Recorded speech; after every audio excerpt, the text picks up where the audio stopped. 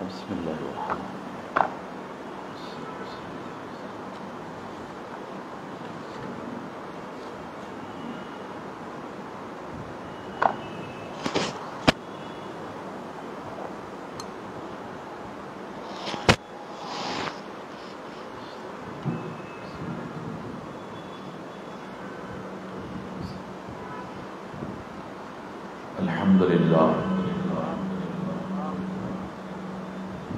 الحمد لله الذي أبدع الأفلاك والأراضين والصلاة والسلام على من كان نبيا وآدم بين الماء والطين وعلى آله الطيبين والطاهرين وصحبه أجمعين أما بعد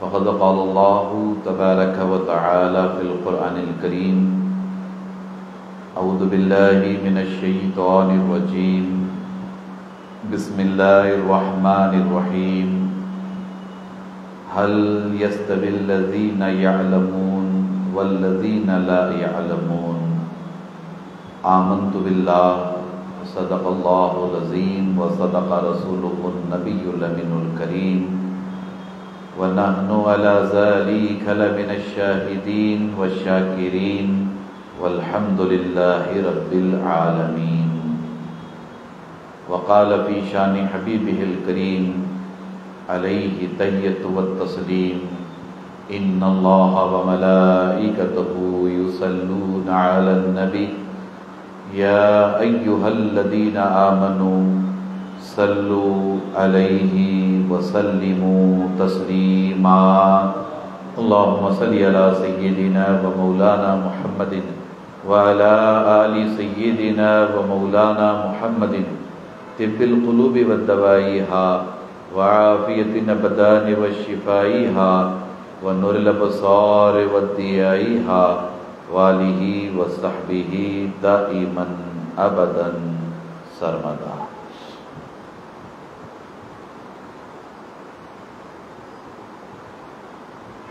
برادران ملت اسلامیہ و عزیزان گرامی قدر، اللہ تبارک و تعالی کا بے پناہ فضل و کرم اور حضور نبی اکرم صلی اللہ تعالی علیہ وآلہ وسلم کے نالین پاک کا تصدق، جن کی برکتوں اور عنایتوں سے ہم تمام جمعۃ المبارکہ کے موقع پر اللہ کے مقدس گھر میں حاضری کی سعادت سے بہرہ مند ہیں. اللہ تبارک و تعالی ہم سب کے مجتمع ہونے کو اپنی بارگاہ میں قبول فرمائے اور جمعہ کی برکتوں اور رحمتوں سے ہم سب کو اور پورے عالم اسلام کو فیض یاب فرمائے. ماہ صفر المظفر اختتام کی جانب رواں دواں ہے. انشاءاللہ بإذن اللہ کل اگر چاند رات ہوتی ہے تو اتوار کو ربیع الاول کی پہلی ہوگی اور ہمارے درمیان انشاءاللہ بإذن اللہ عید میلاد النبی صلی اللہ تعالی علیہ وآلہ وسلم کا عظیم الشان مہینہ اپنی نورانیت کے ساتھ تشریف لائے گا اور ہم سب اس عظیم الشان مہینے کا استقبال بھی کریں گے، احترام بھی کریں گے اور عید میلاد النبی کی بڑے پیمانے پر تیاریوں میں بھی لگ جائیں گے. آج خصوصی طور پر ہم سب انتہائی احترام کے ساتھ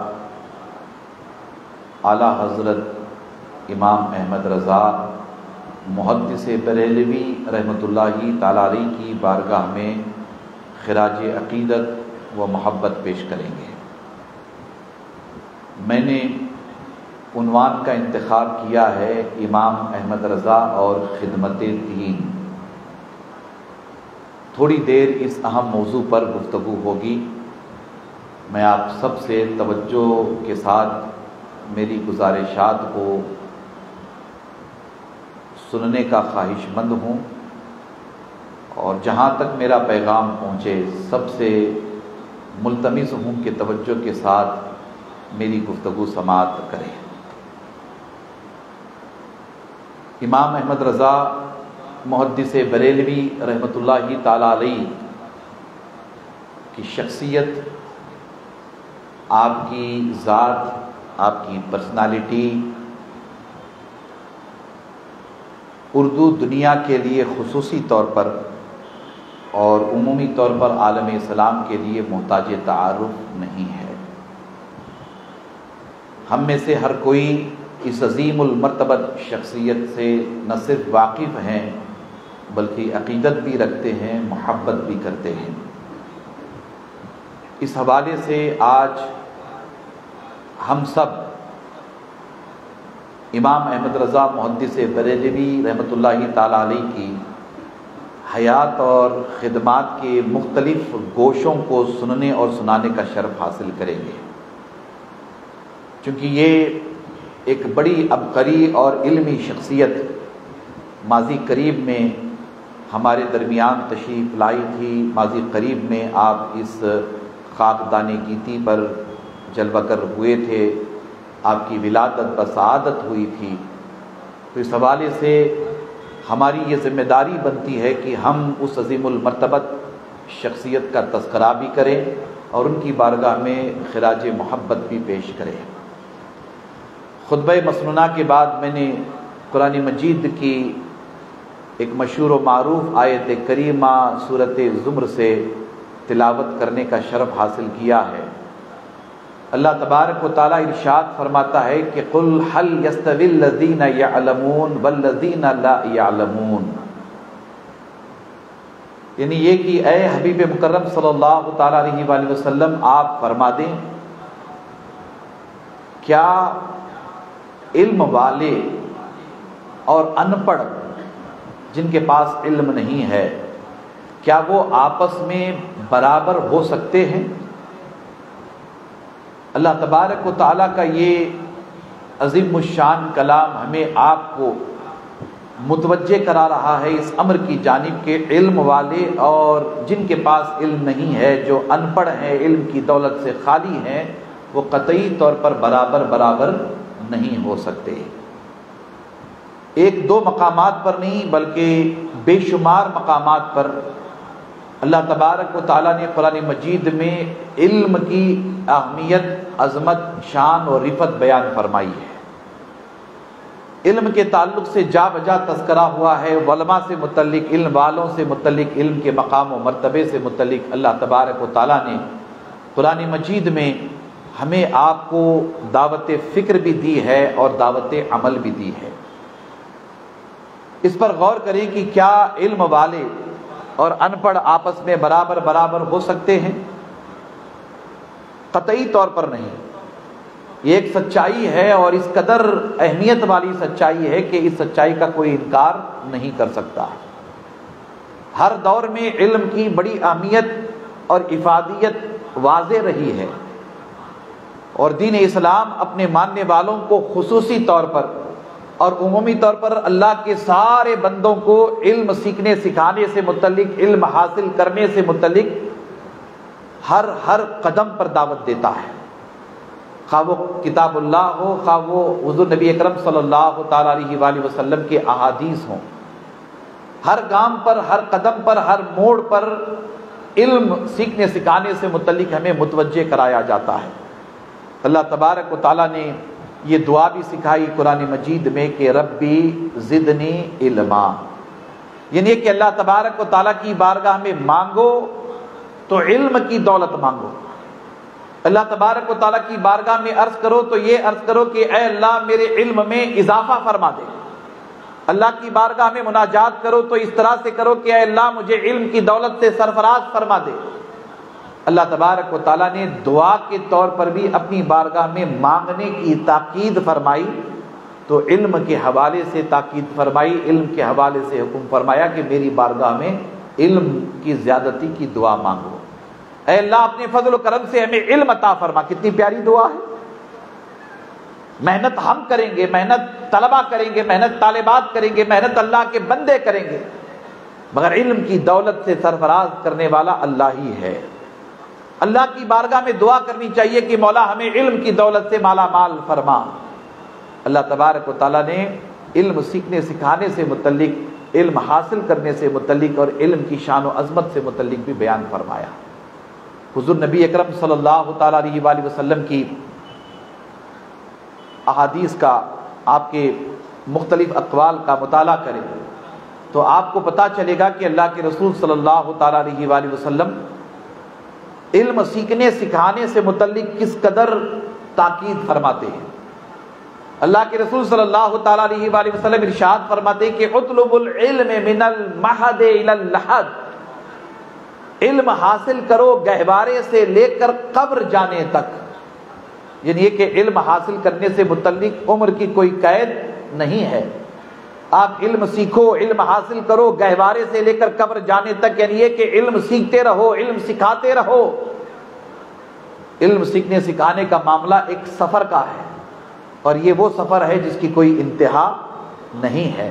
علم ایک بحرے ناپیدا کنار ہے، یعنی جس کا کوئی کنارہ نہیں، ایسا سمندر ہے۔ ہمیں اس پہ غوطہ زن کرنا ہے، ہمیں اس پہ غوطہ زن ہونا ہے۔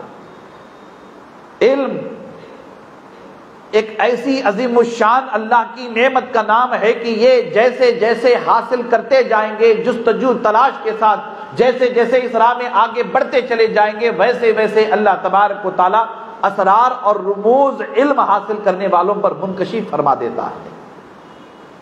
علم اللہ کی اس عظیم الشان دولت اور نعمت کا نام ہے جو گھٹتی نہیں ہے، بلکہ علم کی دولت اللہ تبارک و تعالیٰ اپنے فضل و کرم سے ہمیشہ بڑھاتا ہے، علم کی دولت میں ہمیشہ اضافہ ہوتا ہے۔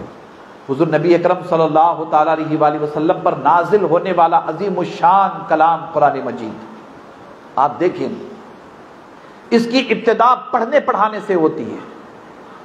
قرآن مجید کی پہلی وحی، پہلی آیت اقرا باسم ربک الذی خلق، یعنی یہ کہ اس وحی الہی کی ابتدا، قرآن مجید کی ابتدا پڑھنے پڑھانے کے حکم سے ہوئی ہے۔ یعنی یہ کہ دین اسلام میں حالانکہ اس آیت کریمہ کا نزول اللہ کے رسول پر ہوا ہے، مگر عمومی طور پر صبح قیامت تک اہل ایمان کے لیے بھی اور عالم انسانیت کے لیے بھی اس میں پیغام یہ ہے کہ اللہ کی مقدس کتاب کی ابتدا پڑھنے پڑھانے سے ہوئی ہے۔ علم کی اتنی اہمیت ہے۔ حضور نبی اکرم صلی اللہ تعالیٰ علیہ وآلہ وسلم ارشاد فرماتے ہیں کہ علم حاصل کرو، اطلب العلم ولو کان بالصین، علم حاصل کرو اگرچہ تمہیں چین تک کا سفر کیوں نہ کرنا پڑے۔ عرب سے چین تک کا سفر بڑا طویل، بڑا لمبا مثال دے کر کے بیان کیا گیا، اور اس زمانے میں چین میں بڑے علوم و فنون پائے جاتے تھے، وہ ان علوم و فنون کو حاصل کرنے کی طرف بھی اشارہ کیا گیا، اور مسافت کے حوالے سے بھی اشارہ کیا گیا کہ علم حاصل کرنے کے لیے اگر آپ کو عرب سے چین تک کا لمبا سفر بھی کرنا پڑے، وہ سفر اس زمانے میں یا تو پیدل کیا جاتا تھا، یا تو اونٹوں پر یا تو گھوڑوں پر کیا جاتا تھا۔ اتنا لمبا چوڑا سفر، اگر تمہیں اتنا لمبا چوڑا سفر کر کے چین تک بھی جانا پڑے تو علم حاصل کرنے کے لیے چین تک کا بھی سفر کرو۔ اللہ اکبر۔ پھر ایک مقام پر اللہ کے رسول ارشاد فرماتے کہ ایک لمحے کا علم سیکھنا اور سکھانا پوری رات عبادت کرنے سے بہتر ہے۔ پوری رات عبادت کرنے سے بہتر یہ ہے کہ ایک لمحہ علم سیکھو اور علم سکھاؤ۔ علم کی اہمیت اور افادیت دیکھیے کس قدر کتاب اللہ اور سنت رسول اللہ کے ذریعہ واضح ہے۔ اللہ اور اللہ کے رسول کس قدر ہمیں آپ کو علم حاصل کرنے کے حوالے سے دعوت دیتے ہیں، علم حاصل کرنے کے تعلق سے متوجہ کراتے ہیں۔ اس پر ہمیں غور کرنے کی ضرورت ہے۔ ہم دین اسلام کے ماننے والے ہیں، دین اسلام کے ماننے والے ان سچائیوں کی طرف ہمیشہ توجہ کریں کہ علم سیکھنے سکھانے کی بڑی اہمیت اللہ کی بارگاہ میں بھی ہے، اللہ کے رسول کی بارگاہ میں بھی ہے۔ دین اسلام کے نزدیک علم سیکھنا، علم سکھانا، علم حاصل کرنا، علم بانٹنا، علم دینا، یہ ساری اللہ کی بارگاہ میں کسی عبادت سے کم کام نہیں ہے۔ ان امور پر ہمیں خصوصی توجہ کرنی چاہیے، مگر افسوس اس بات پر ہوتا ہے کہ وہ قوم مسلم، وہ امت مسلمہ، وہ خیر امت، وہ امت وسط، وہ آخری امت جسے اس دنیا میں دین اور اقامت دین کے لیے بھیجا گیا، جسے اس دنیا میں بپا ہی اس لیے کیا گیا کہ آپ دنیا کی قیادت کریں، دنیا کی امامت کریں۔ اس امت کو اس دنیا میں بھیجا ہی اس لیے گیا کہ آپ دنیا والوں کو علم کی خیرات دیں۔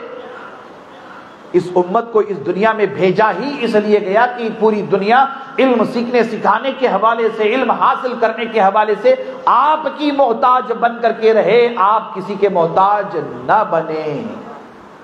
اس شان اور اس عظمت کے ساتھ ہمیں اس دنیا میں بھیجا گیا، اور یہ ساری نعمتیں، یہ ساری رفعتیں، یہ ساری عظمتیں حضور نبی اکرم صلی اللہ تعالیٰ علیہ وآلہ وسلم کی عظیم نسبتوں کی بنیاد پر، کہ ہم آخری نبی کی آخری امت ہیں، آخری نبی کی شاندار امت ہے، بہترین نبی کی بہترین امت ہے، یہ ہمیں فریضہ انجام دینا ہے۔ مگر افسوس اس بات پر ہوتا ہے کہ ہم لوگ اس معنی میں بہت پیچھے رہے، بہت پیچھے اس حوالے سے رہے کہ آج سب سے بڑی تعداد ان پڑھوں جاہلوں کی مسلمانوں میں ہے، ناخواندہ کی تعداد مسلمانوں میں ہے، ڈراپ آؤٹ بچیوں کی تعداد مسلمانوں میں ہے۔ اس سے بڑھ کر کے اور کیا کہا جا سکتا ہے کہ انڈیا جیسے ملک میں مسلمانوں کی تعلیمی، اقتصادی، معاشی، معاشرتی پسماندگی پر باضابطہ طور پر ریسرچ کیا گیا ہے، اور بتایا گیا کہ ہندوستان کا مسلمان شیڈول کاسٹ، شیڈول ٹرائب سے بھی زیادہ، دلتوں سے بھی زیادہ پیچھے ہے۔ آپ اندازہ لگائیں، کتنے افسوس کی بات ہے کہ ہمیں بھیجا گیا تھا پوری دنیا کو علم کی خیرات بانٹنے کے لیے، اور ہم ان پڑھ اور جاہل بن کر کے رہ گئے۔ ہمیں اس دنیا میں بپا کیا گیا تھا پوری دنیا کو علم دینے کے لیے، اور ہم اتنے پسماندہ ہو گئے کہ ہماری پسماندگی پر اور ہمارے ان پڑھ ہونے پر، ہمارے الٹریٹ ہونے پر ریسرچ ورک کیا جا رہا ہے۔ اس سے بڑھ کر کے افسوس کی بات اور کیا ہو سکتی ہے؟ خیر، میں مزید اور گہرائی میں گئے بغیر آپ کو دعوت فکر دے رہا ہوں اس حوالے سے کہ ہر دور میں علم کی بڑی اہمیت، بڑی افادیت رہی ہے۔ علم سیکھنے سکھانے سے متعلق یہ مسئلہ کبھی ڈسپیوٹ نہیں رہا، کبھی متنازع نہیں رہا۔ علم سیکھنے سکھانے کے معاملات ہمیشہ واضح رہے ہیں۔ آپ توجہ کریں، حضور نبی اکرم صلی اللہ تعالیٰ علیہ وآلہ وسلم نے مسجد نبوی میں سب سے پہلا مدرسہ قائم کیا، صحابہ کو پڑھایا، اہل بیت اطہار کو علم کی دولت سے مالا مال کیا، ظاہری علوم باطنی علوم سے سرفراز کیا۔ حضور علیہ السلام کے صحابہ، حضور علیہ السلام کی اہل بیت، تابعین، تبع تابعین، پھر اس کے بعد یہ سلسلہ چلا محدثین کا، ائمہ مجتہدین کا، مفسرین کا، اللہ والوں کا، یہ سلسلہ آگے بڑھتا چلا گیا۔ پیرانے پیر کا زمانہ گزرا، غریب نواز کا دور گزرا، نظام الدین محبوب الہی کو آپ پڑھیے، خواجہ بندہ نواز کے سدراز اولیاء کی جماعت میں وہ عظیم الشان شخصیت جنہوں نے بے شمار کتابیں تصنیف فرمائیں۔ مجدد المیت العاشرہ حیدر علی ثانی، استاذ جن و بشر، استاذ العلماء، خطب گجرات حضرت سیدنا وجیہ الدین حسینی علوی رحمت اللہ تعالی علیہ، یہ حضرت ہاشم پیر دستگیر رحمت اللہ تعالی علیہ کے چچا ہیں۔ انہوں نے علم کے دریا بہائے، بے شمار کتابیں لکھی، بے شمار تصانیف دنیا والوں کو عطا فرمائی، بے شمار علوم و فنون کی خدمات انجام دی، اپنے مدرسے کے ذریعہ، اپنی خانقاہ کے ذریعہ ایک سے ایک لال و گوہر پیدا فرمائے۔ اللہ اکبر۔ آپ حضرت سیدنا ہاشم پیر دستگیر کو لے لیجئے، حضرت سیدنا عبدالرزاق قادری کو لے لیجئے، خواجہ امین رحمت اللہ تعالی علیہ کو لے لیجئے، حضرت حمزہ حسینی کو لے لیجئے، یہ بڑے بڑے اللہ والے، یہ بڑے بڑے اللہ والے، مولانا حبیب اللہ ہوں رحمت اللہ تعالی علیہ، یہ بڑے بڑے اللہ والے، یہ اپنی جگہ اللہ والے بھی تھے اور اپنی جگہ بہت بڑے عالم دین بھی تھے، عالم دین بھی تھے۔ علم ہمیشہ ہر دور میں زندہ رہا، باقی رہا۔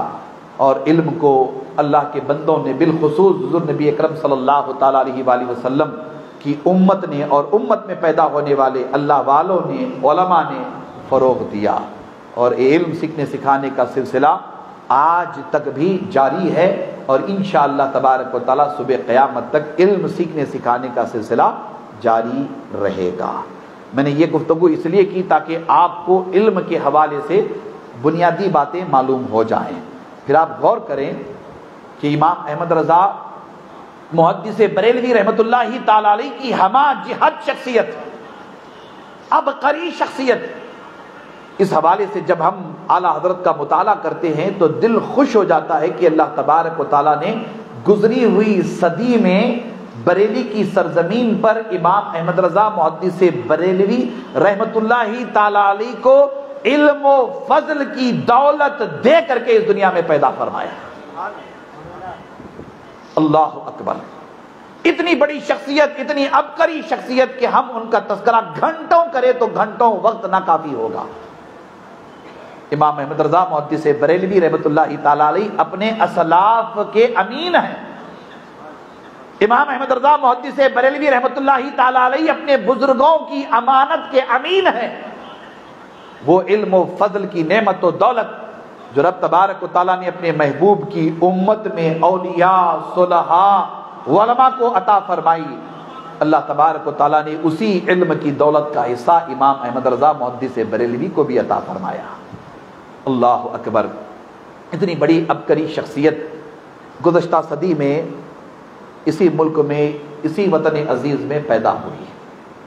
آپ دیکھیں حالات اس زمانے کی بھی میں مختصراً آپ کے سامنے رکھنا چاہوں گا، اور توجہ چاہوں گا کہ آپ غور کریں۔ آج سے کم و بیش میں ذکر کر رہا ہوں 125 سال پہلے کے دور کا، اور یہاں میرے سامنے وہ ساری تاریخیں نوٹ کی ہوئی ہیں۔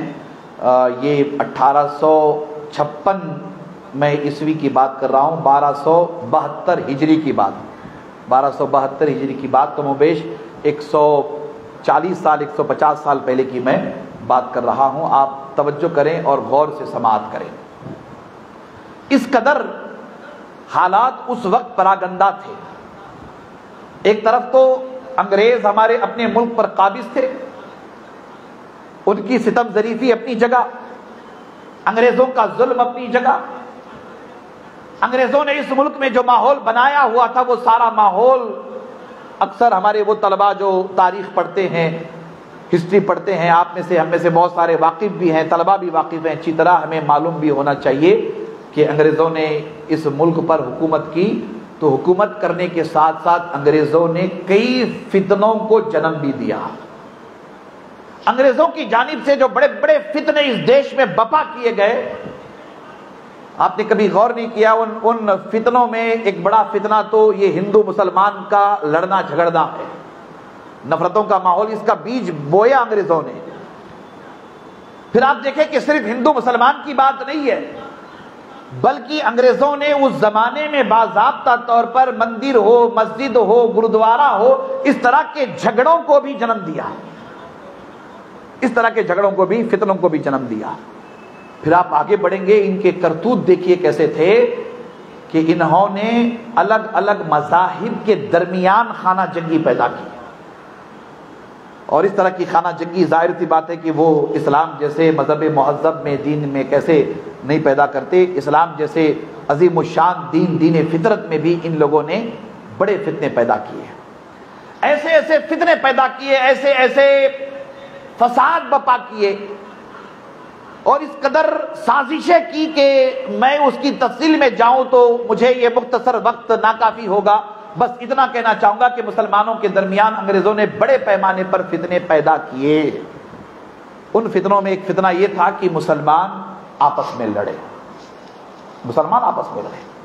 غور کر رہے ہیں نا، کئی محاذوں پر انہوں نے کام کیا، ان میں ایک کام یہ بھی تھا کہ مسلمان آپس میں لڑے، اور مسلمانوں کو آپس میں لڑانے کے لیے ایک تو بہانہ ہر دور میں شیعہ اور سنی کا ہوتا ہے، ایک بہانہ ہر دور میں شیعہ اور سنی کا ہوتا ہی ہے، یہ ہر دور میں مطلب ہے کہ شیعہ سنی کے جھگڑے یہ ہوا کرتے ہیں، یہ بہانہ ہوتا ہے مسلمانوں کو لڑانے کا۔ اب انہوں نے اپنے طور پر کیا کیا کہ یہ شیعہ سنی تو اپنی جگہ ہی ہے، بنام سنی بنام مسلمان ان کے درمیان فتنے پیدا کیے جائیں، ان کے درمیان اختلافات پیدا کیے جائیں، ان کے درمیان دین میں ایسی ایسی باتیں رائج کی جائیں، خصوصاً عقیدے کے حوالے سے، کہ ان کا دین متاثر بھی ہو اور یہ آپس میں لڑ پڑے۔ اور ہوا بھی ایسے۔ اللہ اکبر، دین میں فتنے پیدا کیے گئے، اور ایسے ایسے فتنے پیدا کیے گئے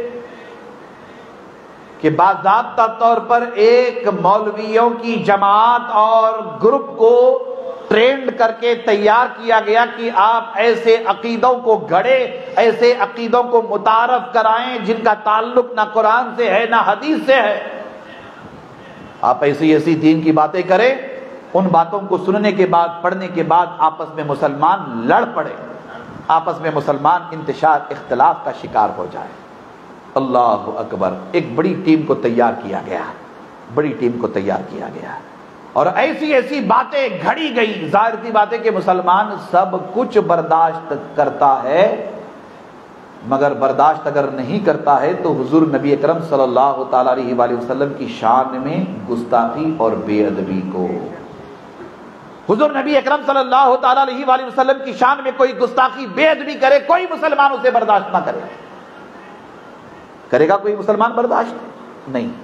باضابطہ طور پر حضور علیہ السلام کی شان میں گستاخی بے ادبی کا سلسلہ شروع کرایا گیا، سپورٹ کیا گیا۔ جیسے آج عالمی سطح پر حضور علیہ السلام کی شان میں گستاخی بے ادبی کو یہود و نصارہ سپورٹ کرتے، بڑے پیمانے پر سوشل میڈیا پہ سپورٹ کرتے، پرنٹ میڈیا میں سپورٹ کرتے، الیکٹرانک میڈیا میں سپورٹ کرتے، حضور علیہ السلام کی شان عظمت کو گھٹانے کے لیے۔ مگر ظاہر سی بات ہے کہ ہر دور میں دفاع کرنے والے بھی ہوتے۔ اللہ تبارک و تعالیٰ اپنے محبوب صلی اللہ تعالیٰ علیہ وآلہ وسلم کی امت میں ایسے علماء کو، ایسے فضلاء کو اور ایسے مجاہدین کو تیار کرتا ہے، تیار فرماتا ہے، پیدا فرماتا ہے، جو ہمالیہ سے بھی مضبوط پہاڑ بن کر حضور نبی اکرم صلی اللہ تعالیٰ علیہ وسلم کے ناموس کے دفاع کے لیے کھڑے ہو جاتے ہیں۔ ان میں اگر ہم نام لیں، آپ کی توجہ چاہ رہا ہوں، ان میں اگر ہم نام لیں تو امام احمد رضا محدث بریلوی رحمۃ اللہ تعالیٰ علیہ کا نام گزشتہ صدی میں، جو صدی گزری ہے، اس صدی میں سر فہرست نظر آتا ہے۔ حضور نبی اکرم صلی اللہ تعالیٰ علیہ وآلہ وسلم کی شان میں گستاخی بے ادبی کا جب سلسلہ بڑا، دین میں خرابی پیدا کی جانے لگی، عقیدہ توحید متاثر ہوا، عقیدہ رسالت متاثر کیا جانے لگا، قرآن کی عظمتوں پر حملہ ہونے لگا، حضور علیہ السلام کی ذات، حضور علیہ السلام کی شخصیت پر حملہ ہونے لگا، اور ایسی ایسی باتیں دین کے نام پر گھڑی گئی کہ آپ ہم سنیں تو ہمارے جسم کے رونگٹے کھڑے ہو جائیں، غصہ آ جائے، آپے سے باہر ہو جائے۔ معاذ اللہ، حضور نبی اکرم صلی اللہ تعالیٰ علیہ وآلہ وسلم کے علم کو جانوروں کے علم سے تشبیہ دی گئی۔ یہ لکھا گیا کہ حضور علیہ السلام کے پاس جیسا علم ہے ویسا علم تو جانوروں پاگلوں کے پاس بھی ہے۔ حضور نبی اکرم صلی اللہ تعالیٰ علیہ وآلہ وسلم کا خیال اگر نماز میں آ جائے، اس سے بہتر یہ ہے کہ جانوروں کا خیال نماز میں آئے، یہ بات لکھی گئی۔ حضور نبی اکرم صلی اللہ تعالیٰ علیہ وآلہ وسلم کے علم غیب پر حملہ ہوا، آپ کی عصمت پر حملہ ہوا، آپ کی عظمت پر حملہ ہوا، آپ کے اختیارات پر حملہ ہوا، آپ کی نوری شخصیت پر حملہ ہوا، اور آپ کی پرسنالٹی کو اتنا ہلکا پھلکا کیا جانے لگا۔ اس قدر آپ کی پرسنالٹی پر حملے ہوئے کہ ان حملوں کی اگر ہم تفصیل بیان کریں تو ایک عجیب و غریب کیفیت آپ کی ہماری ہو جائے گی، اتنا زیادہ غصہ آئے گا کہ ایسے بھی لوگ گزرے ہیں بنام مسلمان۔ حضور نبی اکرم صلی اللہ تعالیٰ علیہ وآلہ وسلم کی شان میں بڑی سی بڑی گستاخیاں کی گئی، اور انہیں سپورٹ باضابطہ طور پر فرنگیوں کا حاصل رہا، انگریزوں کا حاصل رہا۔ میں مزید تفصیل میں گئے بغیر اپنی بات کو آگے بڑھا رہا ہوں۔ اللہ تبارک و تعالی نے محض اپنے فضل و کرم سے امام احمد رضا محدث بریلوی رحمۃ اللہ تعالی علیہ کو حضرت مولانا مفتی نقی علی خان رحمت اللہ تعالی علیہ کے خاندان میں پیدا فرمایا۔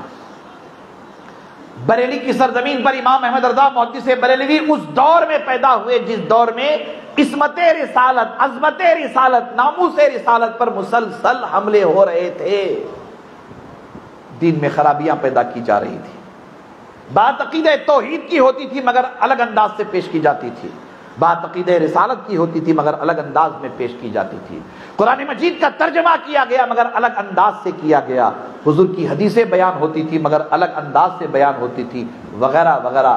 میں کہاں سے شروع کروں، کہاں ختم کروں؟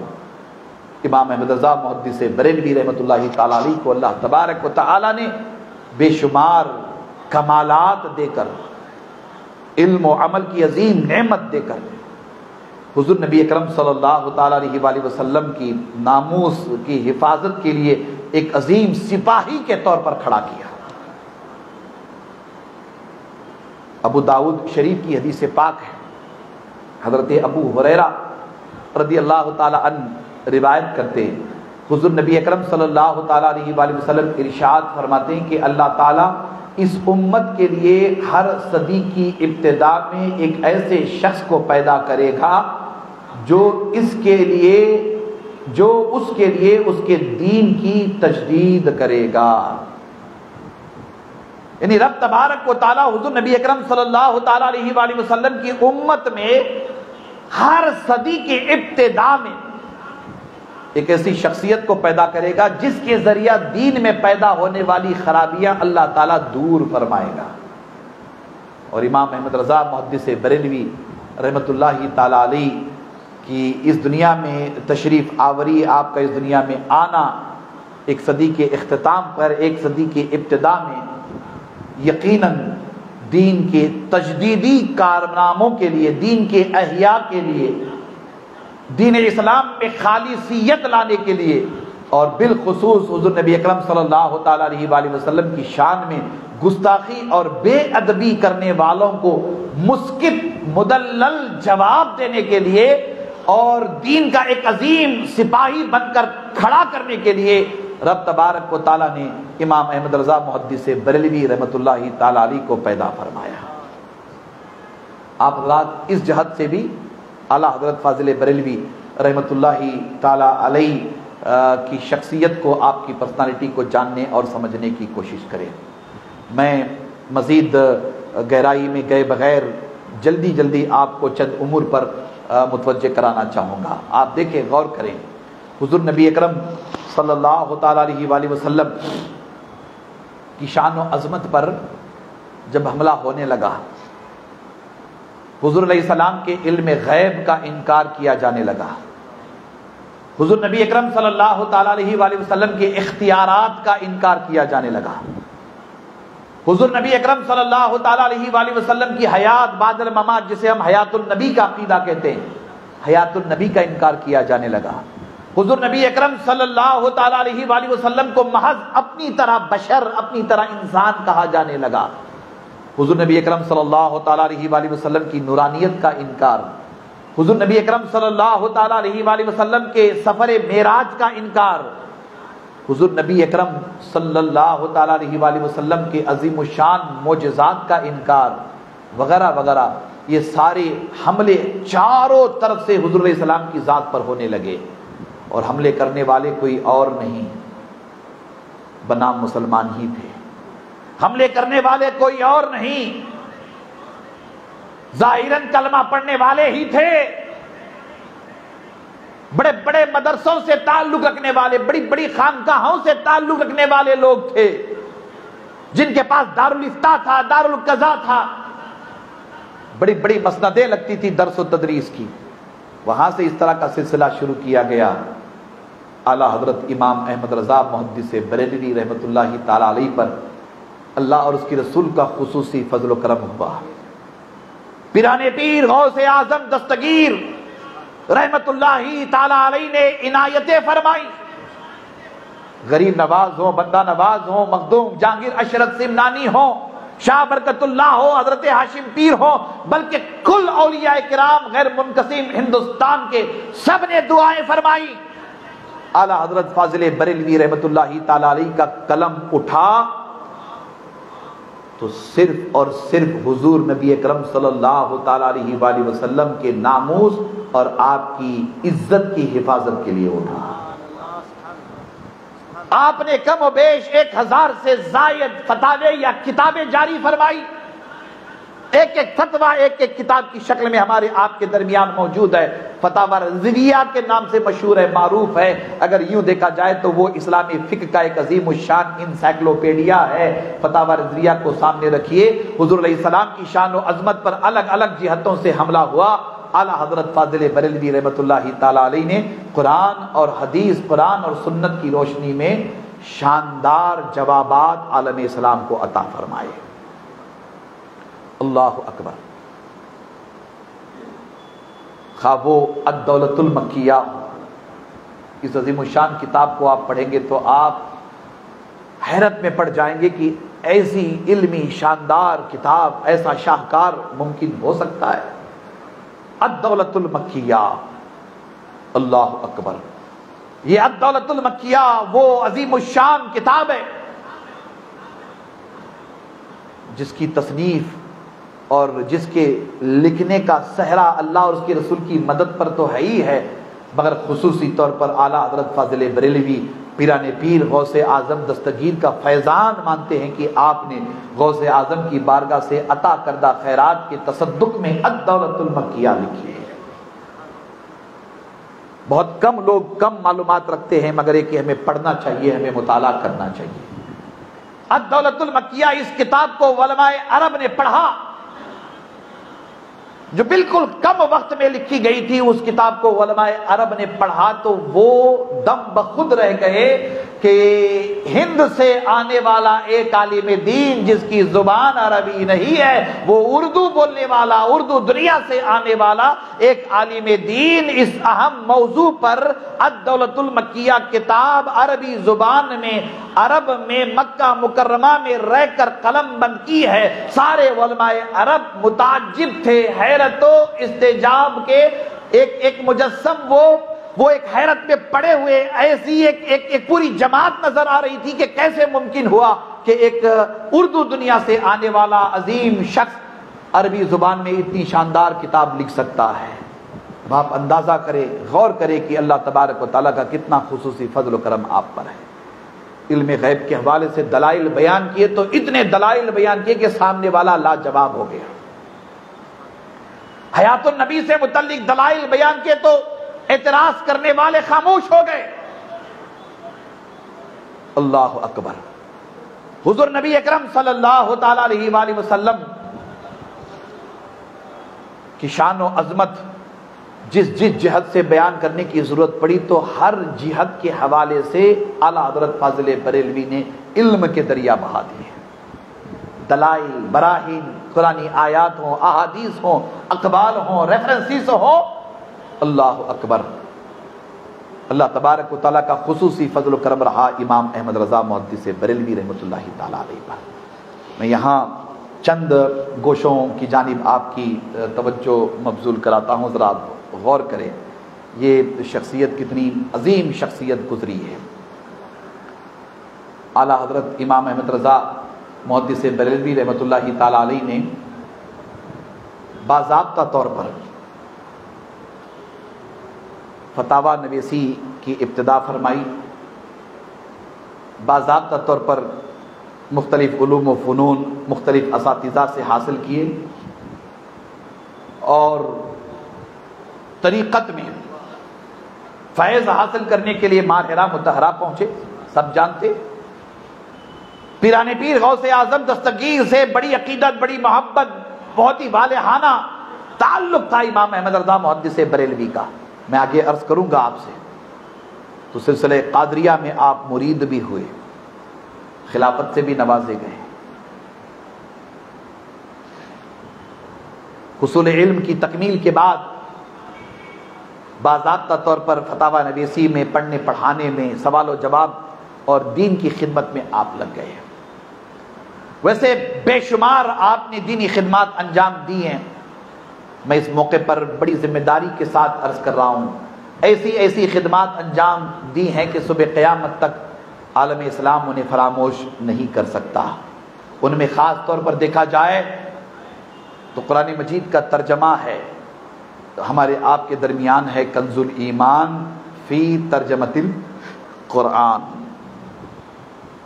فتاوی رضویہ ہے، آپ دیکھیں۔ پھر حضور نبی اکرم صلی اللہ تعالی علیہ وآلہ وسلم کی شان میں لکھی جانے والی کتاب یا منقبتیں لکھی جانے والی صلاۃ و سلام وغیرہ جس میں شامل ہے نعتوں، منقبتوں اور سلاموں کا مجموعہ، ہدایت کی بخشش ہمارے درمیان موجود ہے۔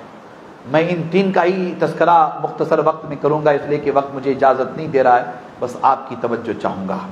دین کی سب سے بڑی خدمت آپ نے جو انجام دی، سب سے بڑی خدمت وہ یہ کہ آپ نے عمر بھر ناموس رسالت کا دفاع کیا، عمر بھر حضور نبی اکرم صلی اللہ تعالی علیہ وآلہ وسلم کی عزت کی حفاظت کے لیے کھڑے رہے، عزت کی حفاظت کے لیے کھڑے رہے، عمر بھر عزت کی حفاظت کے لیے، حضور علیہ السلام کے ناموس کی حفاظت کے لیے عمر بھر بے چین بے قرار رہے۔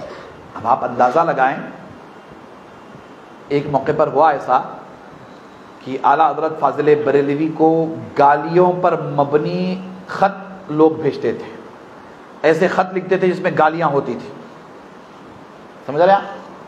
ایسا نہیں ہے کہ دشمن ہر زمانے میں اللہ والوں کے رہے ہیں، نہیں ہے، ہر زمانے میں رہے ہیں، ہر زمانے میں دشمن رہے ہیں۔ اعلیٰ حضرت فاضل بریلوی کی شہرت ہونے لگی، بریلی میں پیدا ہوئے، علمی گھرانے میں پیدا ہوئے، ماہرہ مطہرہ سے روحانی نسبت حاصل کی، مگر تائید کم و بیش ہندوستان کی تمام خانقاہوں نے کی۔ اعلیٰ حضرت فاضل بریلوی کی پشت بنائی کے لیے ہندوستان کی بڑی بڑی خانقاہیں کھڑی رہی اور سب نے اعلیٰ حضرت فاضل بریلوی کو سپورٹ کیا، بڑے پیمانے پہ سپورٹ کیا، بہت بڑے پیمانے پہ سپورٹ کیا۔ جب یہ مشہور ہونے لگے تو ظاہر سی بات ہے کہ اب دشمن بھی پیدا ہو گئے، اور ہمارے یہاں یہ بہت جلدی ہو جاتا ہے، دین کی خدمت میں، ملت کی خدمت میں، امت کی خدمت میں اگر کوئی مشہور ہو جاتا ہے تو فوری طور پر دونوں ٹانگیں پکڑ کر کھینچنے والے لوگ پیدا ہو جاتے ہیں، گالیاں دینے والے، الزامات لگانے والے، بدنام کرنے والے وغیرہ وغیرہ، ایک بڑی تعداد میں ایک لوگ پیدا ہو جاتے ہیں۔ ایسا اعلیٰ حضرت کے ساتھ بھی ہوا، گالیوں پر مبنی خطوط ملتے تھے اعلیٰ حضرت کو۔ آپ غور کریں، جب وہ خطوط، وہ زمانہ اس کا نہیں تھا موبائل فون وغیرہ کا یا ای میل وغیرہ کا نہیں، وہ خط لکھے جاتے تھے، خطوں میں گالیاں لکھی جاتی تھی، گندی گندی گالیاں لکھی جاتی تھی۔ اللہ اکبر۔ اعلیٰ حضرت فاضل بریلوی کے شاگرد وہ خط کھول کر کے اعلیٰ حضرت کی خدمت میں عرض کرتے تھے کہ حضور فلاں نے آپ کو گالیوں بھرا خط لکھا ہے، فلاں نے آپ کو گالیوں بھرا خط لکھا ہے، فلاں نے آپ کو گالیوں بھرا خط لکھا ہے، وہاں سے یہ خط آیا، وہاں سے یہ خط آیا، جن میں آپ کو گالیاں لکھی گئی ہے، آپ کی برائی کی گئی ہے، آپ کی شان میں گستاخی بے ادبی کی گئی ہے، آپ کو برا بھلا کہا گیا ہے۔ آپ اجازت دیں تو اس کا جواب ہم لوگ یہاں سے روانہ کریں، آپ اجازت دیں تو اس کا جواب ہم لوگ روانہ کریں۔ سنیے اس موقع پر اعلیٰ حضرت نے کیا فرمایا۔ امام احمد رضا محدث بریلوی رحمۃ اللہ تعالی علیہ فرماتے ہیں کہ جواب دینے کی قطعی ضرورت نہیں ہے، جو لوگ مجھے گالیوں بھرا خط لکھ کر کے بھیجتے ہیں، غور کیجئے، جو لوگ مجھے گالیوں بھرا خط لکھ کر کے بھیجتے ہیں، مجھے گالیوں بھرا خط لکھنے میں تھوڑا وقت تو لگتا ہوگا، ایک آدھ گھنٹہ مجھے گالیوں بھرا خط لکھنے میں لگتا ہوگا، ایک آدھ گھنٹہ مجھے گالیوں بھرا خط لکھنے میں، روانہ کرنے میں لگتا ہوگا، انہیں مجھے گالیاں لکھنے دو، انہیں مجھے گالیوں بھرا خط بھیجنے دو۔ اعلیٰ حضرت فرماتے ہیں کہ جتنی دیر، ایک آدھ گھنٹہ مجھے جو لوگ گالیوں بھرا خط لکھ کر کے بھیجتے ہیں، کم سے کم وہ اتنے وقت تک حضور کی شان میں گستاخی کرنے سے تو بچے رہیں گے، اتنی دیر وہ حضور علیہ السلام کی شان میں بے ادبی کرنے سے تو بچے رہیں گے۔ مجھے یہ گوارا ہے کہ لوگ مجھے گالیاں دے، مگر احمد رضا کو یہ گوارا نہیں ہے کہ مصطفیٰ جان رحمت کو کوئی گالیاں دے۔ اب آپ اندازہ لگائیں کہ کتنی عظیم شخصیت ہے اعلیٰ حضرت امام احمد رضا محدث بریلوی رحمۃ اللہ تعالی علیہ کی. اسی لیے فرماتے ہیں کہ جان ہے عشق مصطفیٰ روز فزوں کرے خدا جس کو ہو درد کا مزہ نازے دوا اٹھائے کیوں. اور پھر عرض کرتے ہیں کہ جان و دل ہوش و خرد سب تو مدینہ پہنچے تم نہیں چلتے رضا سارا تو سامان گیا. آپ اندازہ لگائیں کہ یہ پسند کرتے ہیں یہ بات کہ لوگ اعلیٰ حضرت کو گالیاں دے. خود فرماتے ہیں کہ یہ مجھے گوارا ہے، مگر یہ مجھے گوارا نہیں ہے کہ کوئی مدینے کے تاجدار کو گالی دے. اعلیٰ حضرت فاضل بریلوی کا تعلق اور عشق دیکھیں کتنا شاندار ہے. آپ آگے بڑھیں اور دیکھیں کہ دین کی جو آپ نے خدمات انجام دی ہیں ان میں ایک تو یہ ساری دنیا کو اس زمانے میں عشق رسول کا سبق بار بار پڑھایا، بالخصوص اردو دنیا کو بار بار پڑھایا، اس لیے کہ فتنے اردو دنیا ہی میں اٹھے تھے. اردو بولنے والوں کے درمیان ہی فتنے اٹھے تھے. گستاخی حضور علیہ السلام کی شان میں اردو دنیا کے درمیان کی جا رہی تھی. عرب میں بھی ایک سے ایک گستاخ تھے، مگر ایک اردو دنیا میں اس زمانے میں اردو دنیا میں آپ نے ساری دنیا کو حضور علیہ السلام کی تعظیم تکریم ادب احترام کے سبق پڑھائے جو قرآن میں اللہ نے بیان فرمائے، جو حدیث میں اللہ کے رسول صلی اللہ علیہ وسلم کے ذریعہ ہمیں آپ کو ملتی ہیں. صحابہ اکرام نے کیسے تعظیم کی اللہ کے رسول کی، اولیاء اللہ نے کیسے احترام کیا اللہ کے رسول کا، وہ سارے سبق بار بار پڑھائے. دنیا والوں کو بتایا کہ ہم لوگ مسلمان ہیں، بحیثیت مسلمان ہمارا یہ انداز غلط ہی نہیں بلکہ دشمنوں والا انداز ہے کہ ہم مسلمان ہو کر معاذ اللہ حضور علیہ السلام کے تعلق سے غلط عقیدہ رکھیں. آپ نے صحیح عقیدے کو دنیا والوں کے سامنے پیش کیا، اور اس کے لیے جہاں آپ کے بے شمار فتاوے ہیں وہیں آپ نے قرآن مجید کا ترجمہ کنز الایمان اس وقت میرے پیش نظر ہے، کنز الایمان فی ترجمۃ القرآن، اسے قلم بند فرمایا، اس لیے کہ قرآن مجید کی عظمتوں کے ساتھ بھی چھیڑ چھاڑ ہو رہی تھی. قرآن مجید کی آیتوں کا غلط ترجمہ کیا جانے لگا تھا، قرآن مجید کی آیت کی غلط توضیح تشریح کی جانے لگی تھی. قرآن مجید کا وہ معنی بیان کیا جا رہا تھا جو معنی اللہ کی مراد نہیں ہے، جو معنی رب تبارک و تعالیٰ کی مراد نہیں، وہ معنی بندہ اسے پیش کر نہیں، اللہ نے یہ فرمایا، اللہ نے یہ فرمایا، اللہ نے یہ فرمایا. ظاہر سی بات ہے کہ امانت میں خیانت ہے نا. اللہ تعالیٰ نے جو فرمایا وہی ہمیں کہنا چاہیے، وہی ہمیں لکھنا چاہیے، وہی ہمیں ترجمہ کرنا چاہیے. اللہ کی کتاب تو وہ عظیم کتاب ہے جس کے بارے میں خود قرآن کہتا ہے کہ ذالک الکتاب لا ریب فیہ، یہ وہ بلند رتبہ کتاب ہے جس میں شک کی گنجائش نہیں ہے، رائی کے دانے کے برابر شک نہیں ہے. مگر بعض ناقبت اندیش نے قرآن مجید کا غلط ترجمہ کیا، اور ایسا غلط ترجمہ کیا کہ وہ ہمارے سامنے ہے اور ہم پڑھتے ہیں. میں بہت ساری مثالیں نہیں دینا چاہتا ہوں، بس ایک دو مثالیں آپ کے سامنے پیش کر دوں تاکہ آپ اچھی طرح سے اس بات کو سمجھ لیں. بڑی دین کی خدمت آپ نے یہ کی، بالخصوص اردو دنیا کے لیے. آپ نے آج سے کم و بیش 125 سال پہلے 150 سال پہلے قرآن مجید کا ترجمہ قلم بند فرمایا. وہ ترجمہ کنز الایمان کے نام سے ہے، کنز الایمان کے نام سے، یعنی ایمان کا خزانہ. یہ ترجمہ قرآن کیا ہے؟ ایمان کا خزانہ. اور اس قرآن مجید کا ترجمہ آپ نے اللہ تعالی کی منشا اور مراد کے مطابق فرمایا ہے نا. قرآن مجید کا ترجمہ ہو یا توضیح تشریح یا تفسیر ہو، معتبر وہ ہے جو قرآن کا ترجمہ قرآن سے ہو، پھر قرآن کا ترجمہ احادیث سے ہو، پھر قرآن کا ترجمہ اقوال صحابہ سے ہو.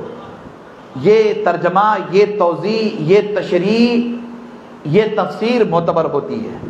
ہم اپنے من سے ترجمہ کریں یہ معتبر نہیں ہے. یہ بات یاد رکھیے گا، یہ اصول آپ کو دے رہا ہوں، یہ اصول اپنے ذہن میں رکھیے گا. اعلیٰ حضرت فاضل بریلوی نے دیکھا کہ قرآن مجید کے ذریعہ امت میں ترجمہ کر کے گمراہی پھیلائی جا رہی ہے، قرآن مجید کا غلط ترجمہ پیش کر کے سیدھے سادے مسلمانوں کو بھٹکایا جا رہا ہے، قرآن مجید کا ایسا ترجمہ جو اللہ کی منشا اور مراد نہیں ہے وہ پیش کر کے پڑھے لکھے لوگوں کے درمیان بے چینی بے قراری پیدا کی جا رہی ہے، اور قرآن مجید کا ایسا غلط ترجمہ کیا جا رہا ہے جس سے حضور علیہ السلام کی شان میں گستاخی اور بے ادبی ظاہر ہوتی ہو۔ اب ظاہر سی بات ہے کہ کوئی قرآن مجید کا ترجمہ پڑھنے والا غلط ترجمہ پڑھ لے گا تو وہ یہی سمجھے گا کہ اللہ نے یہ فرمایا قرآن میں، اللہ نے یہ فرمایا، اللہ نے یہ فرمایا، وہ ترجمہ پڑھ کر کے بھاگ جائے گا، گمراہ ہو جائے گا۔ یہی نہ ہوگا، یہی ہوگا۔ اللہ اکبر۔ اب وقت آ گیا تھا کہ امت کو قرآن مجید کے غلط ترجمے کے ذریعہ بھٹکنے سے بچایا جائے، گمراہ ہونے سے بچایا جائے۔ آپ نے کنز الایمان فی ترجمۃ القرآن قلم بند فرمایا، آج وہ ہر گھر میں موجود ہے، ہر دکان میں بہت ہی آسانی کے ساتھ اویلیبل ہے، کنز الایمان فی ترجمۃ القرآن۔ ایک مثال دیتا ہوں کیسے گڑبڑ کی گئی۔ میرے سامنے ہے قرآن مجید کا یہ 26واں پارہ سورۃ الفتح۔ یہ سورۃ فتح مدنی ہے، بڑی مشہور و معروف سورت ہے۔ اللہ تعالیٰ فرماتا ہے کہ انا فتحنا لک فتحا مبینا لیغفر لک اللہ ما تقدم من ذنبک وما تأخر۔ اللہ تعالیٰ قرآن مجید میں بیان فرماتا ہے کہ یہ پس منظر میں ہے صلح حدیبیہ کے، حدیبیہ کا جو واقعہ ہوا اس کے پس منظر میں یہ آیت کریمہ صورت نازل ہوئی ہے۔ اس میں اللہ تعالیٰ ارشاد فرماتا ہے کہ اے حبیب مکرم صلی اللہ تعالیٰ علیہ وآلہ وسلم، ہم نے آپ کو ایک روشن یا کھلم کھلا فتح دی، واضح فتح دی، تاکہ آپ کے ذریعہ، آپ کے وسیلے سے آپ کے اگلوں کے اور آپ کے پچھلوں کے گناہ معاف کر دیے جائیں۔ ہے نا، ایک واضح پیغام ہے یہ ایک کہ اللہ کے رسول صلی اللہ علیہ وسلم ہم نے آپ کو ایک روشن اور کھلی فتح دی تاکہ ہجرت سے پہلے اور ہجرت کے بعد آپ پر لگائے گئے الزامات کو اللہ دور فرما دے، یا آپ کے وسیلے سے، آپ کی وجہ سے، آپ کے سبب سے اللہ آپ کے اگلوں کے، آپ کے پچھلوں کے گناہوں کو معاف کر دے۔ سیدھا سادہ آسان سمجھ میں آنے والا ترجمہ ہے۔ اب چالاکی کیسے کی گئی؟ چالاکی یہ کی گئی کہا کہ اے رسول صلی اللہ تعالیٰ علیہ وسلم، ہم نے آپ کو ایک کھلم کھلا یا روشن یا واضح فتح دی تاکہ اللہ تعالیٰ آپ کی اگلی پچھلی خطائیں، ایک نے تو اگلے پچھلے گناہ لکھا، ایک نے اگلی پچھلی خطائیں لکھی، ایک نے اگلے پچھلے گناہ لکھے، تاکہ اللہ تعالیٰ آپ کے معاذ اللہ اگلے پچھلے گناہ یا اگلی پچھلی خطائیں معاف کر دے۔ آپ بیٹھے ہوئے اللہ کے گھر میں، کاروبار کے لوگ ہیں، جاب کرتے ہیں، دھندا پانی کرتے ہیں، آپ کو زیادہ دینی معلومات نہیں، مگر اتنی سمجھ تو ہے، اتنی سمجھ تو ہے کہ کوئی ایسا جملہ کہے، کوئی ایسی بات کہے جس سے معاذ اللہ حضور نبی اکرم صلی اللہ تعالیٰ علیہ وآلہ وسلم گناہ کے کٹھیرے میں کھڑے ہو جائیں۔ آپ کی عقل قبول کرے گی؟ بولیے، آپ کا دل قبول کرے گا؟ نہیں قبول کرے گا۔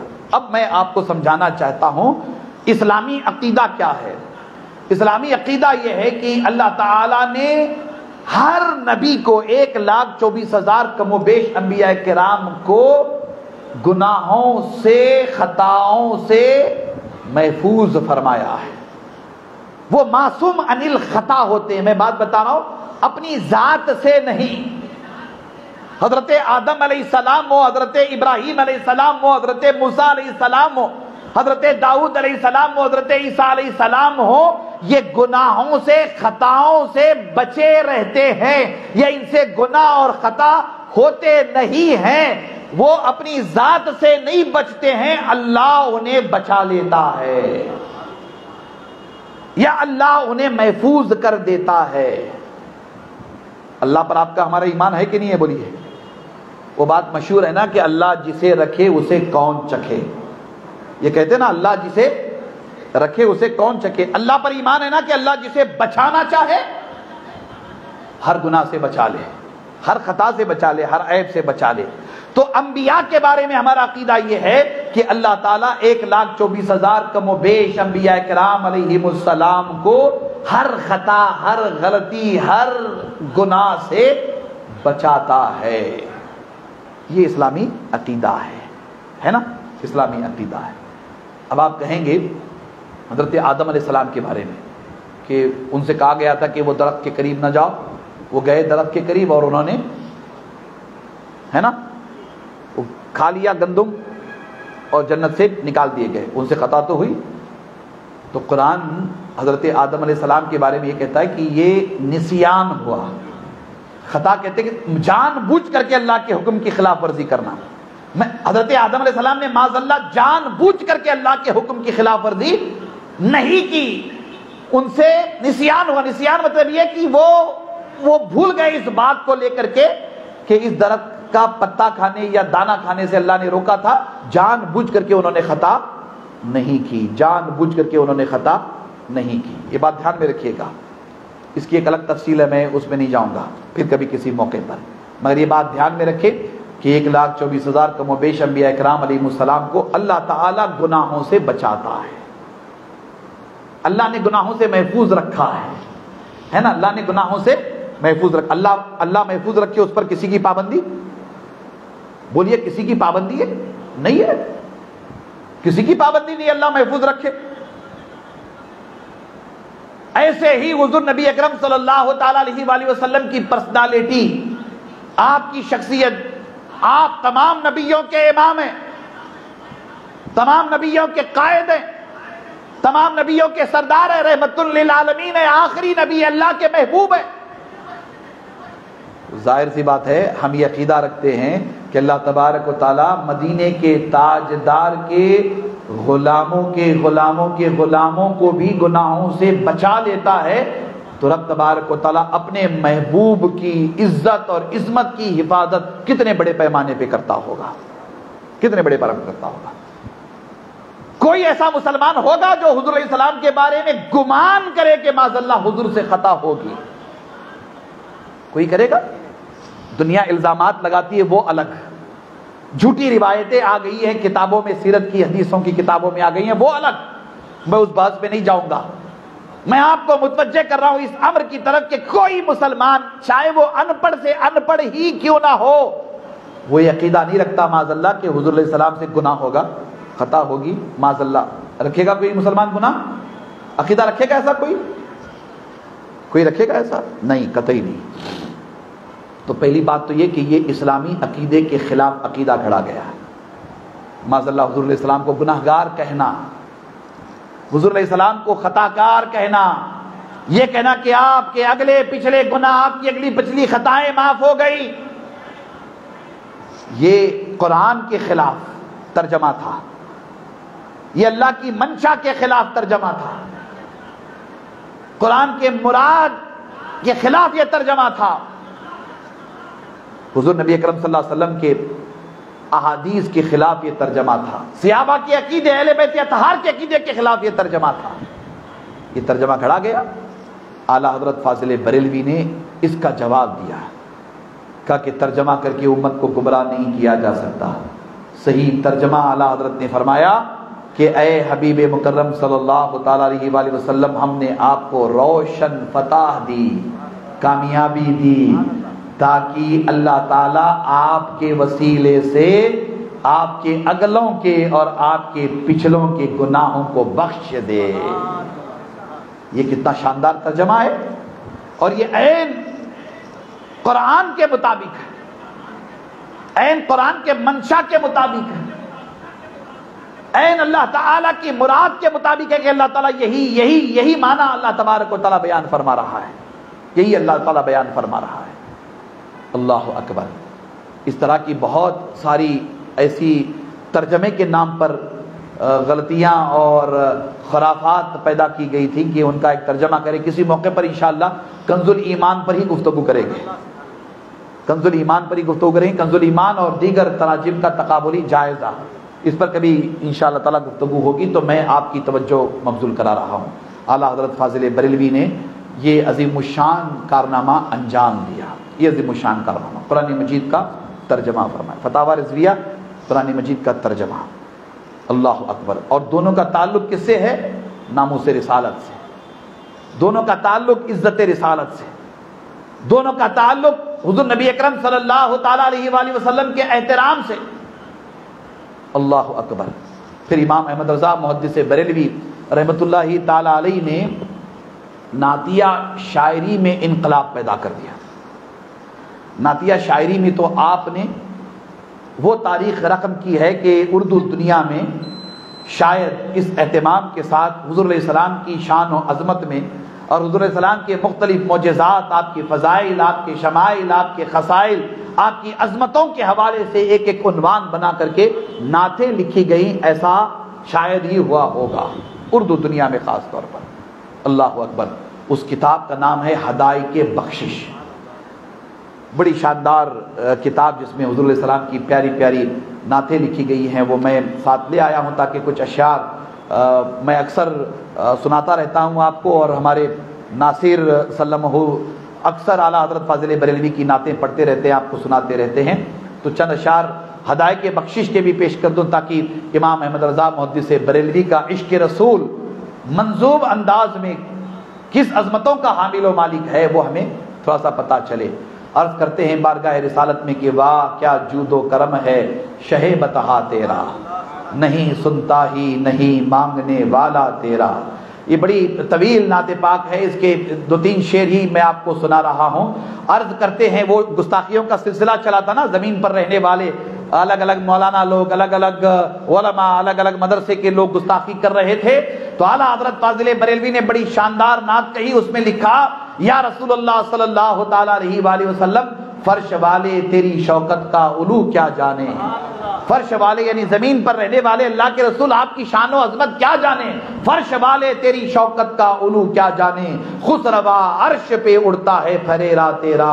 اور کہتے ہیں کہ میں تو مالک ہی کہوں گا کہ ہو مالک کے حبیب، یعنی محبوب و محب میں نہیں میرا تیرا. پھر ایک بڑا پیارا شعر اس کا آخری بہت ہی پیارا شعر عرض کرتے ہیں کہ تیری سرکار میں لاتا ہے رضا اس کو شفیع جو میرا غوث ہے اور لاڈلا بیٹا تیرا. اور پھر غوث پاک کی بارگاہ میں عرض کرنے کی بات آئی تو عرض کرنے لگے واہ کیا مرتبہ اے غوث ہے بالا تیرا، اونچے اونچوں کے سروں سے قدم آلہ تیرا. سر بھلا کیا کوئی جانے کہ ہے کیسا تیرا، اولیاء ملتے ہیں آنکھیں وہ ہے طلبہ تیرا. پیرانے پیر کے عشق میں غوث اعظم کی محبت میں فنا تھے اعلیٰ حضرت.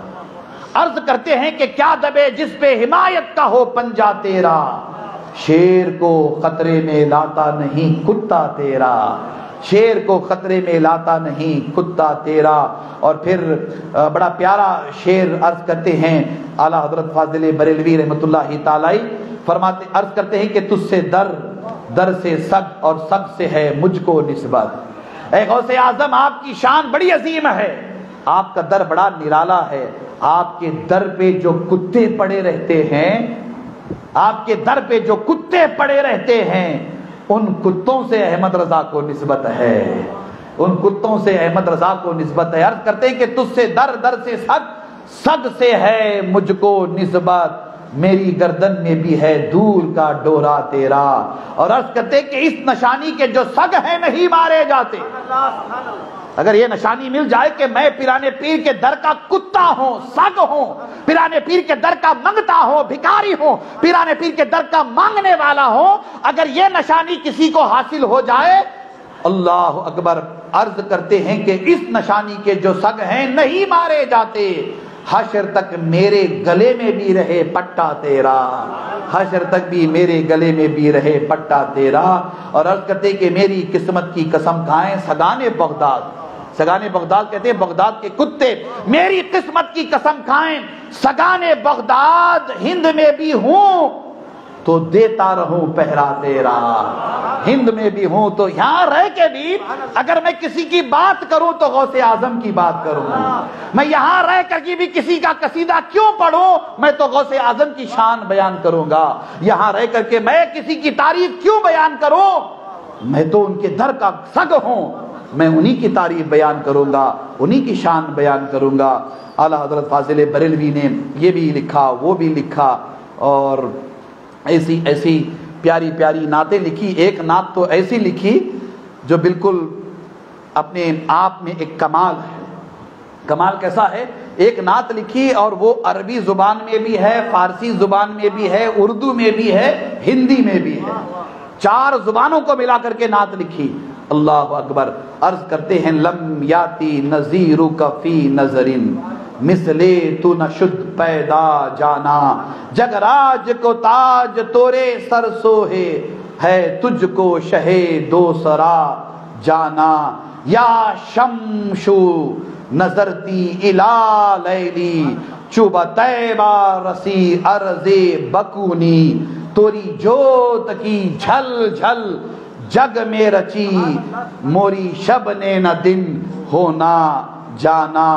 اور پھر عرض کرتے ہیں کہ انا فی عطشوں و سقا کا اتم، اے گیسو یہ پاک اے ابر کرم، انا فی عطشوں و سقا کا اتم، اے گیسو یہ پاک اے ابر کرم، برسن ہارے رم جھم رم جھم، برسن ہارے رم جھم رم جھم، 2 بوند ادھر بھی گرا جانا، 2 بوند ادھر بھی گرا جانا۔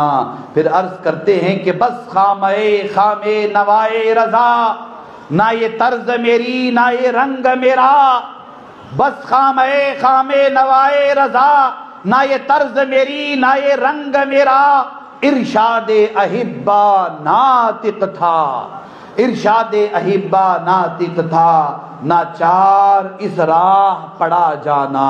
ایسی پیاری نعت لکھی کہ اس کا کوئی جواب پیش نہیں کر سکتا۔ پھر اس کے بعد اعلیٰ حضرت نے بڑا ایک شاندار کلام لکھا۔ وہ اکثر لوگ کہتے ہیں کہ مکہ جاؤ مدینہ نہ جاؤ، ہے نا، مکہ جاؤ مدینہ نہ جاؤ، مدینہ بھی جاؤ تو بس نماز پڑھنے کی نیت سے جاؤ، حضور کے روزے کی زیارت کی نیت سے نہ جاؤ۔ تو اعلیٰ حضرت نے اس عقیدے کا بھی جواب دے دیا اور عرض کرتے ہیں کہ حاجیو آؤ شہنشاہ کا روضہ دیکھو، سب مل کر کہیں سبحان اللہ۔ حاجیو آؤ شہنشاہ کا روضہ دیکھو، کعبہ تو دیکھ چکے، کعبے کا کعبہ دیکھو۔ ارے اس کعبے کو کعبہ کس نے بتایا؟ تمہارے باپ دادا تو بت پرستی اور شرک میں مبتلا تھے، تمہارے باپ دادا تو بت پرستی شرک میں مبتلا تھے۔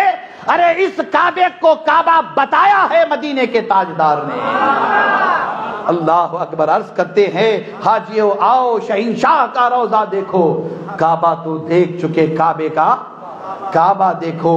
اور یہاں یہ بڑا پیارا شعر ہے اور اسے میں عرض کروں گا، بالکل آخری شعر ہے نا، مطلع کا شعر، طویل نعت ہے، مطلع کا شعر اعلیٰ حضرت مقطع کا شعر ہے۔ اعلیٰ حضرت عرض کرتے ہیں غور سے سن تو رضا، کعبے سے آتی ہے صدا۔ اللہ اکبر۔ کان بھی تو ہونے چاہیے نا سننے کے لیے۔ اب سب کے کانوں میں ہیڈ فون لگا رہتا ہے، وہ کہاں سے سنائی دے گا؟ اور کانوں میں گستاخی بے ادبی کی باتیں، وہ کہاں محبت کی باتیں سنائی؟ نفرت ہی ہے کانوں میں، محبت کہاں سے سنائی دے گی، ہے نا۔ اعلیٰ حضرت عرض کرتے ہیں کہ غور سے سن تو رضا، کعبے سے آتی ہے صدا، میری آنکھوں سے میرے پیارے کا روضہ دیکھو، میری آنکھوں سے میرے پیارے کا روضہ دیکھو۔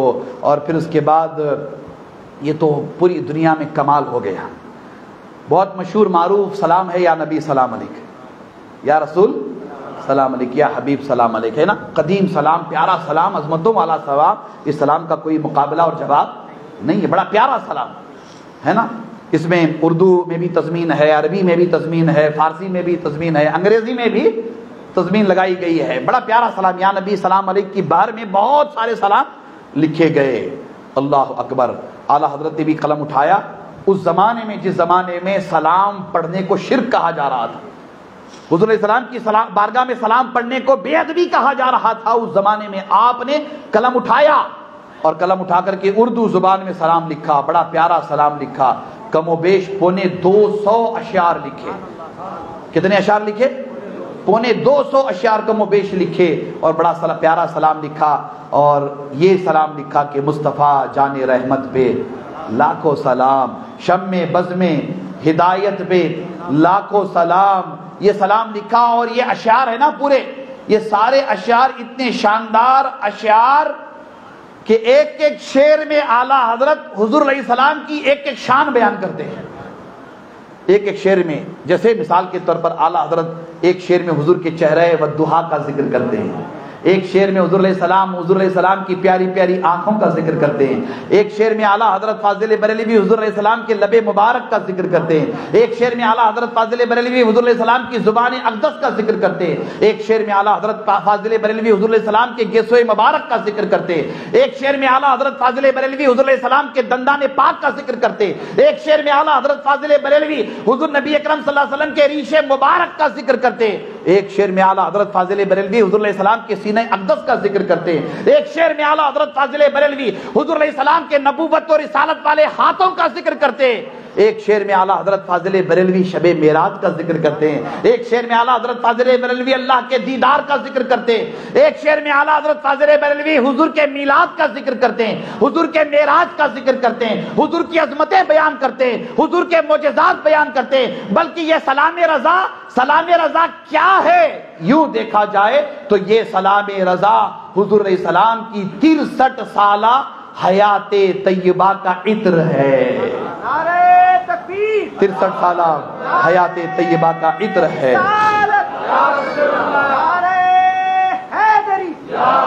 ایسے ہی عظیم الشان شخصیت ہمارے آپ کے درمیان پیدا ہوئی، بڑی دینی خدمات انجام آپ نے دی۔ میں اس موقع پر بالکل آپ سے عرض کرنا چاہوں گا کہ اعلیٰ حضرت فاضل بریلوی رحمۃ اللہ تعالی علیہ ایک عظیم الشان عالم ربانی کا نام ہے۔ اعلیٰ حضرت فاضل بریلوی سچے عاشق رسول کا نام ہے۔ اعلیٰ حضرت فاضل بریلوی محب اہل بیت کا نام ہے۔ اعلیٰ حضرت فاضل بریلوی سادات کرام کا احترام کرنے والی عظیم شخصیت کا نام ہے۔ بلکہ اعلیٰ حضرت فاضل بریلوی کے بارے میں ہم بڑی ذمہ داری سے عرض کرتے ہیں کہ یہ حضور علیہ السلام کے معجزات میں سے ایک معجزے کا نام ہے۔ یہ پیران پیر غوث اعظم دستگیر اور غریب نواز کی کرامتوں میں سے ایک عظیم کرامت کا نام ہے۔ اور اعلیٰ حضرت فاضل بریلوی سرتا پا عشق رسول کا نام ہے۔ اعلیٰ حضرت فاضل بریلوی کو پڑھیے تو پتا چلے گا کہ کس قدر یہ اہل بیت اطہار سے عقیدت محبت رکھتے تھے۔ اعلیٰ حضرت فاضل بریلوی کو پڑھیے تو پتا چلے گا کہ یہ کس قدر اتحاد بین المسلمین، اتحاد اہل سنت کی فکر کرتے تھے۔ بدقسمتی سے ہم نے امام احمد رضا محدث بریلوی کی شخصیت کو محدود کر دیا ہے۔ میرے نزدیک اعلیٰ حضرت فاضل بریلوی ایک مسلک کے اعلیٰ حضرت نہیں ہے۔ اگر پڑھا جائے فاضل بریلوی کو، سمجھا جائے اعلیٰ حضرت فاضل بریلوی کو، تو اعلیٰ حضرت ایک مسلک کے امام نہیں بلکہ عالمی سطح پر دین اسلام کی پہچان کا نام ہے۔ ہمیں اس حوالے سے توجہ کرنی چاہیے، اس حوالے سے غور کرنا چاہیے، اس حوالے سے آفاقی طور پر اعلیٰ حضرت فاضل بریلوی کو پیش کرنا چاہیے۔ ابھی 3 دن پہلے اعلیٰ حضرت فاضل بریلوی کا عرس ہوا، اس مناسبت سے میں نے آج کا یہ عنوان منتخب کیا، چند ضروری باتیں آپ کے گوش گزار کی ہیں۔ انشاءاللہ باذن اللہ ہم آپ مزید اس سلسلے کو جاری رکھیں گے، مگر آپ کے ہمارے درمیان سے یہ مہینہ رخصت ہو رہا ہے، اور جیسا کہ میں نے کہا کہ کل ممکن ہے کہ چاند رات ہوگی، اور چاند کون سا دکھے گا؟ ذرا آپ لوگ بولیے سب مل کر بولیے، سب مل کر بولیے، ربیع الاول کا چاند، میلاد النبی کا چاند ہے نا؟ کیا چاند؟ میلاد النبی کا چاند، اور عرف عام میں کہتے ہیں مولود کا چاند۔ کیا کہتے ہیں بڑے بڑے لوگ؟ کیا کہتے تھے؟ مولود، ہے نا؟ مہینوں کے نام پرانے ہمارے لوگ بزرگ حضرات یہ نام رکھتے تھے، مولود، دستگیر، مدار، آخر، رجب، شعبان، ہے نا؟ اس طرح کے نام۔ مولود کا چاند نظر آئے گا۔ جماعت اہل سنت کرناٹکا ہر سال کی طرح ان سال بھی اتوار کے دن جامع مسجد علاقے میں کالی مسجد کے سامنے بڑے پیمانے پر استقبال ربیع الاول کا شاندار پروگرام کرنے جا رہی ہے۔ مغرب کے ساتھ یہ پروگرام شروع ہوگا، آپ کو آنا ہے، آئیں گے نا انشاءاللہ تعالی؟ سب کے سب آئیں گے اور وہاں اپنی عقیدت، محبت، اپنی غلامی کا ثبوت پیش کریں گے۔ ہم سب مل کر کے ربیع الاول کا استقبال کریں گے، اس عظیم الشان مہینے کا استقبال کریں گے جو میلاد النبی کا مہینہ ہے، جو مولود النبی کا مہینہ ہے، رحمت للعالمین کی تشریف آوری کا مہینہ ہے۔ ہم سب اپنی غلامی کا، عقیدت، محبت کا ثبوت پیش کریں گے انشاءاللہ تعالی۔ تشریف لائیں گے نا مغرب کے ساتھ؟ علماء کرام کے بیانات ہوں گے، میں بھی پہنچوں گا، ہم سب بڑے پیمانے پر انشاءاللہ استقبال ربیع الاول کا پروگرام کریں گے، ٹھیک ہے؟ اس کے علاوہ اور بھی بہت سارے ایونٹس ہمارے یہاں مطلب کہ ہوں گے، تو وہ سارے ایونٹس کا تذکرہ ہم کرتے رہیں گے، اور بڑے پیمانے پر آج سے ہی بڑے پیمانے پر آپ حضرات کو جلوس میلاد النبی کی تیاری میں لگ جانا ہے۔ سب مل کر بولیے انشاءاللہ، ذرا زور سے بولو جی۔ ثواب ملتا ہے انشاءاللہ، بولے تو ثواب ملتے ہیں، نیکیاں ملتے ہیں، ہے نا؟ تیاری کریں گے انشاءاللہ، جھنڈے خریدیں گے، جھنڈے اپنی موٹر سائیکل کو، اپنی گاڑی کو اپنے گھر پہ، اپنی دکان پہ لگائیں گے، ہر جگہ جدھر نظر ڈالیں ادھر میلاد النبی کے جھنڈے نظر آئیں گے انشاءاللہ۔ توجہ کریں گے نا انشاءاللہ؟ توجہ کریں گے، کنجوسی نہیں کریں گے، نہیں کریں گے، بخیلی نہیں کریں گے۔ ارے سب کچھ ہے حضور کا، سب کچھ انہی کا تو ہے، اور ان کے نام پر خرچ کرنے میں کیا حرج ہے؟ اور یہ بات دھیان میں رکھیے گا، اللہ اور اس کے رسول کے نام پر، دین کے نام پر جو پیسہ خرچ ہوتا ہے وہ کم نہیں ہوتا۔ 10 خرچ کرو گے تو اللہ 100,000 دے گا، ہے نا؟ کریں گے نا انشاءاللہ تعالی؟ سکندر مسجد کو بھی لائٹنگ وغیرہ کرنا ہے میلاد النبی کی، اور گیٹ وغیرہ بنانا ہے، جھنڈے لگانا ہے، آپ کی ذمہ داری ہے، چیئرمین صاحب کی اور اراکین وغیرہ بیٹھے ہیں، امام صاحب آج سے ہی آپ کی ذمہ داری ہے، توجہ کے ساتھ آپ اسے فالو کرائیں گے انشاءاللہ تعالی۔ اپنے اپنے محلوں کی مسجدوں کو لائٹنگ کروائیں گے، چوکوں کو لائٹنگ کروائیں گے، ہے نا؟ کرائیں گے، اپنے دکانوں کو، مکانوں کو روشنی کرائیں گے۔ مقصد صرف اتنا ہے کہ ہم سب مل کر کے حضور علیہ السلام کا میلاد منائیں گے، خوشیوں کا اظہار کریں گے، ہم سب مل کر کے پیس کا، امن کا، پیار محبت کا میسج دیں گے کہ اس نبی کا میلاد آیا ہے جس نبی کو اللہ نے رحمت للعالمین بنا کر اس دنیا میں بھیجا ہے۔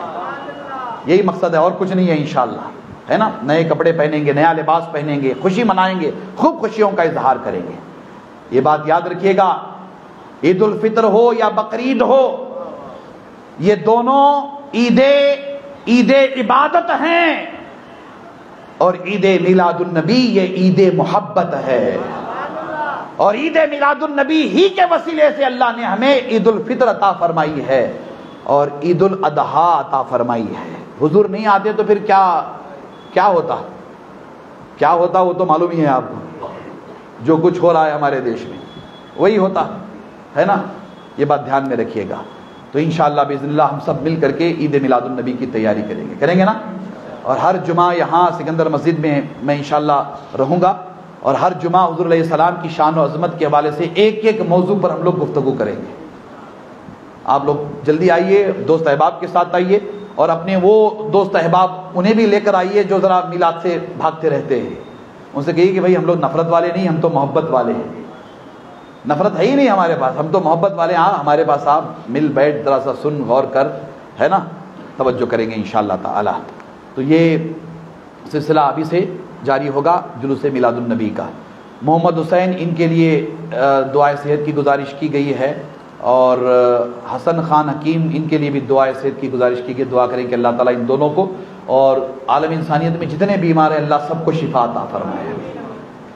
یہ ہبلی سے خاتون تشریف لائی ہیں، جاویدہ، اس کی بچی کے پیر کا آپریشن ہے جس کا خرچ 50,000 روپے ہے۔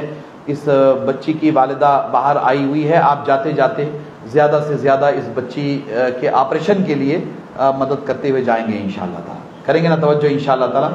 انشاءاللہ تعالی۔ یہ منہاج جاگیردار، ان کو بلڈ کینسر ہے، یہ بھی آئے ہوئے ہیں، ان کے لیے چندہ کیا جا رہا ہے۔ آپ زیادہ سے زیادہ ان کے علاج کے لیے چندہ بھی دیں، اور دعا کریں کہ اللہ تبارک و تعالی اس مرض سے انہیں دائمی طور پر نجات عطا فرمائے اور انہیں صحت کاملہ عاجلہ عطا فرمائے۔ اے اللہ، ہم تیری بارگاہ میں دعا کرتے تیرے محبوب کے وسیلے سے جمعہ کے وسیلے سے مولا ہماری دعائیں اپنی بارگاہ میں قبول فرما. جن جن لوگوں نے دعائے صحت کی گزارش کی ہے مولا انہیں صحت کاملہ عاجلہ دائمہ عطا فرما. جن جن لوگوں نے مولا تبارک و تعالیٰ دعائے مغفرت کی گزارش کی ہے مولا ان سب کی اور تیرے محبوب کی امت میں جتنے انتقال کر گئے سب کی مغفرت فرما. مولا ہم سب کو ماہ ربیع الاول کے استقبال کی توفیق عطا فرما. مولا ہم سب کو عید میلاد النبی کی تیاریاں کرنے کی توفیق عطا فرما. مولا تیرے محبوب کے میلاد کے نام پر ہمیں خرچ کرنے کی توفیق عطا فرما, خوب خوشیاں منانے کی توفیق عطا فرما. مولا تبارک و تعالیٰ سب کی مدد و نصرت دستگیری فرما. آمین ثم آمین بجاہ حبیبہ الکریم علیہ تحیۃ صلی اللہ علیہ وسلم اجمعین برحمتک یا ارحم الراحمین.